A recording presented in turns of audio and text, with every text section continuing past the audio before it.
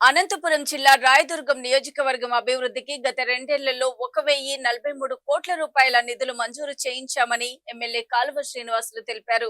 అలాగే 390 కోట్ల రూపాయలతో జల్ జీవన్ మిషన్, 78 కోట్లతో అమృత్ 2 పథకం ద్వారా ప్రతి ఇంటికి రక్షిత తాగునీరు అందించామన్నారు.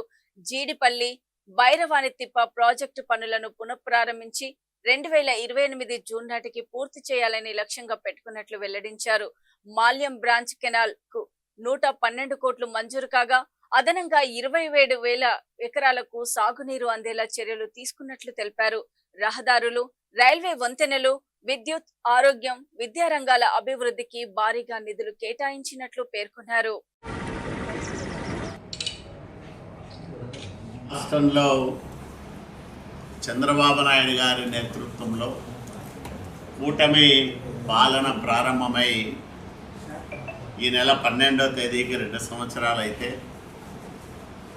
కూటమి శాసనసభ్యులుగా శాసనసభలో మేమందరం ప్రమాణం చేసి ఈ రోజుకు 2 ఏళ్ళు అవుతా ఉంది.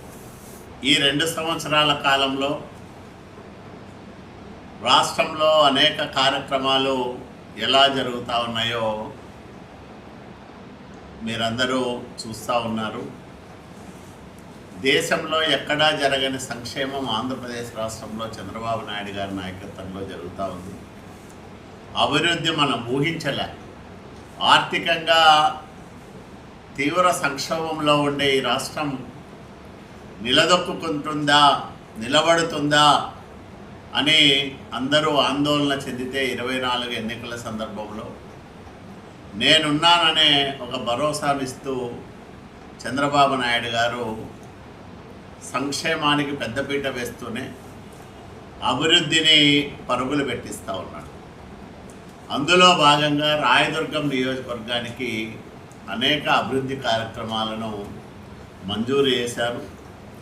ఇందులో కొన్ని గతంలో 2014-19 మధ్యకాలంలో మంజూరై పనులు కొంత జరిగి 5 సంవత్సరాల జగన్మోహన్ రెడ్డి అరాచక పాలనలో పూర్తిగా నిలిచిపోయిన పనులను ప్రారంభం చేయడానికి, పూర్తి చేయడానికి కొన్ని నిధులు ఇచ్చారు. కొత్తగా మరికొన్ని కార్యక్రమాలు ఈ 2 సంవత్సరాల కాలంలో ప్రారంభమయ్యాయి. అట్లాగే 5 సంవత్సరాల జగన్మోహన్ రెడ్డి పరిపాలనలో తుంగభద్ర ఎగువ కాలం పూర్తిగా నిస్తేజంగా మారిపోయి నీటి సరఫరాకు అనువుగా లేని విధంగా దుస్థితికి చేరుకున్న నేపథ్యంలో నేను శాసనసభ్యుడైన వెంటనే యుద్ధ ప్రాతిపదికన అత్యవసర మరమ్మతులన్నీ కూడా చేయించాం. 32 కోట్ల రూపాయలు ఖర్చు పెట్టాం.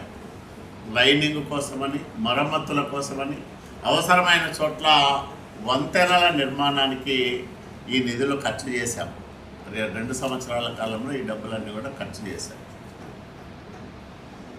ఇదే కాకుండా ఆవులదట్ల బ్రాంచ్ కెనాల్ను కూడా ఈ టర్ములోనే చేపడతామని కూడా మనవి చేస్తూ ఉన్నాను. ఈ 2 పనులు పూర్తయితే మాల్యం బ్రాంచ్ కెనాల్ కింద 17,000 ఎకరాలు, ఆవులదట్ల బ్రాంచ్ కెనాల్ కింద 10,000 ఎకరాలు, అదనంగా 27,000 ఎకరాలు రాయదుర్గం నియోజకవర్గంలో సాగులే అంటే నీటిపారుదల కింద వచ్చే అవకాశం ఉంది.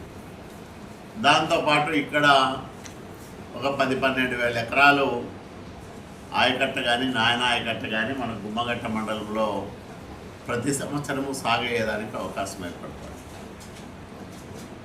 ఇట్లా అవకాశం ఉన్న చోట ఏ రకంగా నిధులు రాబట్టాలో ముందుగానే ప్రణాళికలు రూపకల్పన చేసుకొని 2 సంవత్సరాలు వేరే వ్యాపకం పెట్టుకోకుండా నిరంతరాయంగా అధికారుల దగ్గరికి, మంత్రుల దగ్గరికి, ముఖ్యమంత్రి దగ్గరికి పదే వెళ్ళి రాయదుర్గం ప్రాంత సమస్యలు విన్నవించి ఈ నిధులన్నీ కూడా మనం తీసుకురాగలిగినాం. నేను ప్రతిపక్షంలో ఉన్నప్పుడు 2014-19 మధ్యకాలంలో నేను ప్రారంభం చేసి అసంపూర్ణంగా ఆగిపోయిన పనులపైన సెల్ఫీ ఛాలెంజ్లు చేశాను. ఈ 2 సంవత్సరాల కాలంలో నిధులు మంజూరయ్యాయి. అంటే జీడిపల్లి భైరవాని తిప్ప కాకుండా ఈ 2 ఏళ్లలో కొత్తగా మంజూరైన నిధులు 1,43,00,000 రూపాయలు. త్వరలోనే టిట్కో ఇళ్ళ పనులు కూడా ప్రారంభం చేస్తాం.